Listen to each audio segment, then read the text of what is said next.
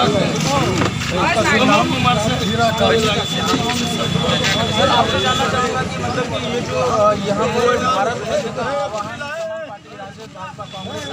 तमाम किया गया तो इनमें किन पहलुओं और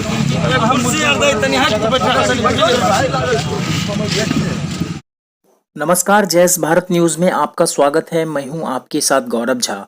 समस्तीपुर जिला के हसनपुर प्रखंड में किसान कार्यकर्ताओं द्वारा जमकर धरना प्रदर्शन किया गया। बता दें कि आज भारत बंद थी, जिसमें तमाम राजनीतिक दलों के कार्यकर्ताओं और नेतागण की भी मौजूदगी रही, जिसमें कृषि बिल कानून वापस लेने की सरकार से मांग की। धरना प्रदर्शन के दौरान हसनपुर बाजार पर बुरा असर देखने को मिला। अधिकतर दुकानें भी भारत बंद और धरना प्रदर्शन के चलते बंद रही। आरजेडी, कांग्रेस, सीपीआई के तमाम कार्यकर्ताओं और वरिष्ठ नेताओं की भी मौजूदगी रही। आपको बता दें कि धरना प्रदर्शन के दौरान यातायात आवाजाही भी सड़कों पर बंद रही।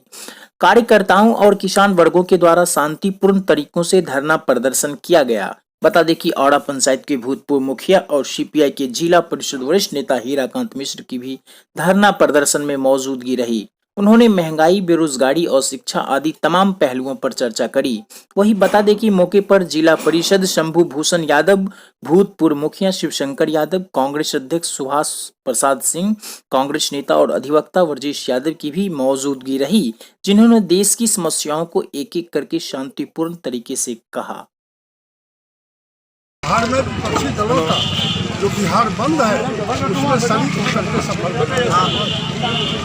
कृषि कानून, 3 कृषि कानून है, उसके 3 बिंदु है।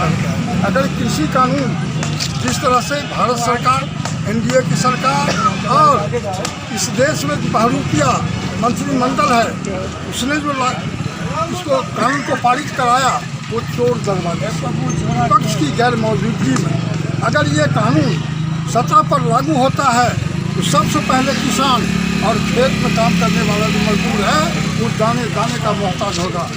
और कॉरपोरेट घराना जो है उसके पास अनाज का असीमित भंडारण की क्षमता उसको ये वर्तमान सरकार देने जा रही है। आज हसनपुर में छोटा मंडी है, किसान कहता है एमएसपी लागू करो, कानून बनाओ। सरकार कहती है एमएसपी था, एमएसपी है, एमएसपी रहेगा। आप जितने भी किसान परिवार से आए हैं, आप बताइए अभी चावल का, धान का भाव गवर्नमेंट का एमएसपी है 1875, गेहूं का है 1875। 1875 में बिकता है? नहीं बिकता है। बिहार सरकार कहती है हम एमएसपी पर में धान खरीद रहे हैं। शायद बिहार सरकार को मालूम नहीं है, या अगर मालूम है ये भ्रष्ट सरकार है। और हम देख रहे हैं गांव में टैक्स जो धान खरीद रही है 1000 रुपये, 1100 रुपये में खरीद करके इधर उधर से, और अपने लोगों के नाम पर में रजिस्ट्रेशन करा करके सरकार का वो 800-900 रुपये जो फाजिल वो मुनाफा वो कमाएगा। यानी किसान के जेब में 1875 नहीं गया, किसान के जेब में गया 1000-1100 रुपये, 600 रुपये टैक्स वाले के जेब में गया। कोई देखने वाला नहीं है। तो ये कृषि कानून जो लागू होगी तो सारा देश का किसान और मजदूर हड़ताल होगा, रोड पर दाने का मोहताज होगा। दूसरा है, आपको पता होगा 23 मार्च शहादत दिवस था, बलिदान दिवस था। भगत सिंह, राजगुरु और सुखदेव उनको फांसी की सजा और ब्रिटिश सरकार ने आज़ादी की लड़ाई के दरमियान उनको दिया। वो चाहते थे कि ऐसा भारत बने जिसमें सब समानता का सबका अधिकार हो, सभी समान होगा, बेरोजगारी नहीं रहेगी, सबको रोजगार हो, एक सुंदर भारत। लेकिन वो फांसी पर चढ़ा दिया और सुंदर भारत की जगह विपन्न भारत आप देख रहे हैं, किसी को घर नहीं है, किसी को रहने वाला नहीं है। जैसे कि सर देखते हैं कि किसान के मुद्दा को लेकर मतलब कि पूरे देश में जो विरोध किसान विरोध प्रदर्शन हो रहा है, इसमें राकेश टिकैत भी मतलब कि काफ़ी किसान के पक्ष में उतर कर दिख रहे हैं। तो फिर मतलब कि क्या लगता है कि यह जो कृषि कानून है, तो फिर इसको मतलब कि मोदी सरकार के द्वारा कुछ अलग से प्रावधान किया जाएगा? ये देखिए, ये धोखा है। ये सरकार जो बोलती है उसके ठीक उल्टा इसका चरित्र। ये प्रधानमंत्री मोदी विगत लोकसभा चुनाव में अपने भाषण में उन्होंने कहा कि हम प्रत्येक साल 2 करोड़ रोजगार देंगे नौजवानों को। 5 साल में 10 करोड़ हुआ, 1.5 साल ये हो रहा है 12-12.5 करोड़ नौजवान को रोजगार होना चाहिए। हुआ क्या मिला? कोई बोलेगा कि हमको सरकारी नौकरी मिली? नहीं मिला। और नौकरी भी मिलती है तो मोटी रकम ले करके इसके बाद नौकरी मिलती है। आज इस देश में करोड़ों ऐसे नौजवान हैं जो विभिन्न प्रतियोगिता परीक्षाओं पास कर चुके हैं। किन्हीं को 2 साल हुआ है, किन्हीं को 4 साल हुआ है, वो आंदोलन कर रहे हैं, रोजगार नहीं मिल रहा।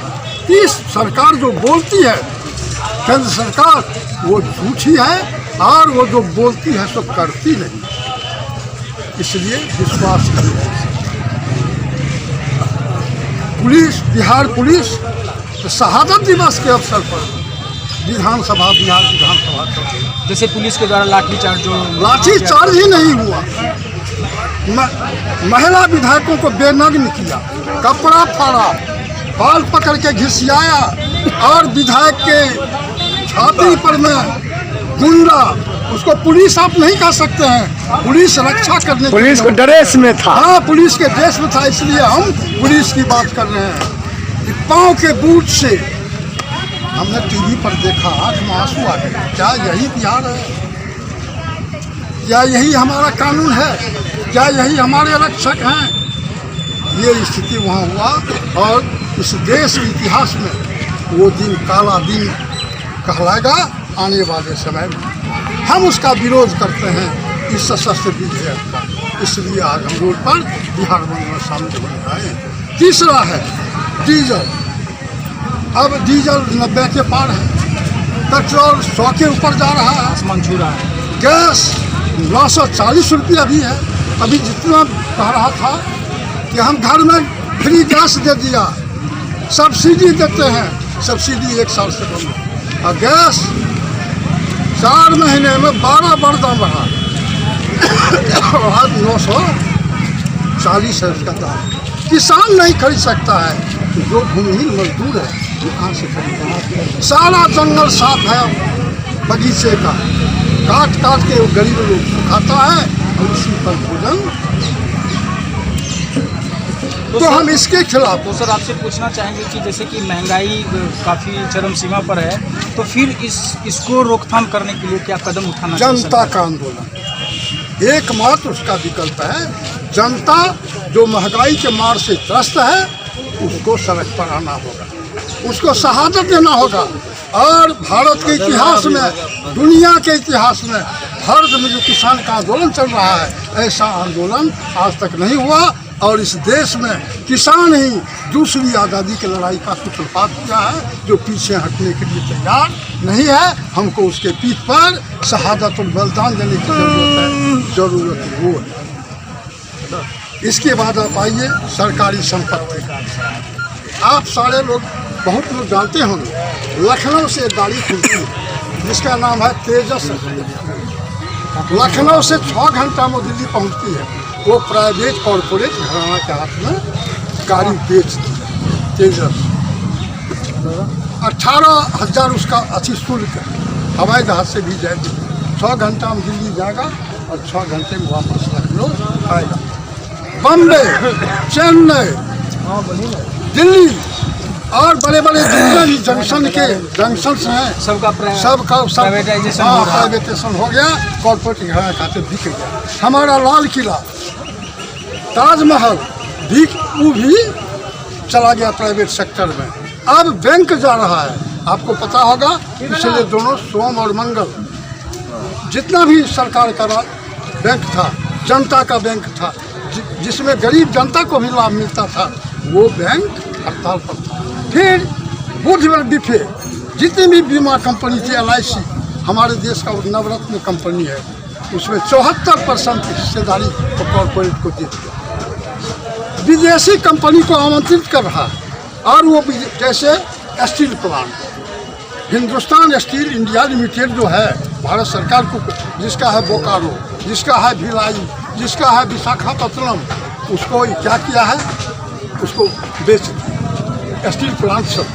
अब उसमें जो लोग कर्ज करता है, कर्मी है, वो रोड पर आंदोलन कर रहा है। जैसे कि सर बिहार और यूपी के खासतौर पर जनसंख्या काफ़ी अत्यधिक है और लोग रोज़गार के लिए दर बदर भटकते फिर रहे हैं और एक राज्य से दूसरे राज्य पलायन करते हैं, तो फिर रोज़गार को बढ़ावा देने के लिए मतलब कि जो बिहार सरकार है, नीतीश कुमार, उनको क्या कदम या क्या पहल उठाना चाहिए? उनके पास में रोज़गार दूर करने का कोई विजन नहीं।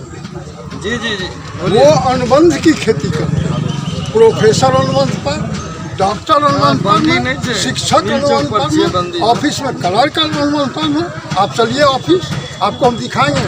20 पंचायत में 3 कर्मचारी है और 3 कर्मचारी में 2 कर्मचारी रिटायर है अनुबंध पर में, जबकि चाहिए 20 कर्मचारी। इसी तरह पंचायत सचिव पुराने जो रिटायर कर गए, उनको अनुबंध पर में सरकार काम चला रही है और आने वाले समय में कोई भी नियुक्ति नहीं होगी। आज भी अखबार में है, अमीन की कमी दूर होगी। ये 10 दिन पढ़े हैं अखबार में, अमीन की बहाली इतना हो रहा है, हर पंचायत को अमीन होगी, लेकिन बहाली नहीं होगी। और होगी जिसके पास में माल है उसकी होगी। हमारे यहाँ ग्राम सरकार भवन है, 2 लड़का है एकदम हैंडसम, एक सुभाष था हरलाखी का, सुभाष यादव, एक राजेश यादव मधेपुरा का। सुभाष रोने लगा, कहा क्या हुआ भाई? अतः हमारा अनुबंध 2 साल में खत्म कर दिया, अब हम जा रहे हैं। हम कहा कहाँ जाओगे? कहा रोड पर भीख मांगेंगे। कहा क्यों? अतः हमारी माँ विधवा है। हम 2.5 लाख रुपया दे करके अनुबंध वाला में आए और 2 साल भी नहीं हुआ, 10 महीना का वेतन हमारा रुका हुआ है, नहीं किया, हमको निकाल दिया। अब हम कहाँ जाएंगे? कहाँ हमको नौकरी मिलेगी? हम रोड पर भी। यहाँ हसनपुर प्रशासन की जो हाल है, हमको कर्मी लोग कहता है कि कई डिपार्टमेंट है, आवास सहायक, रोजगार सहायक, फलना सहायक, ये वीडियो सबको एक जगह बैठा करके मीटिंग नहीं करता।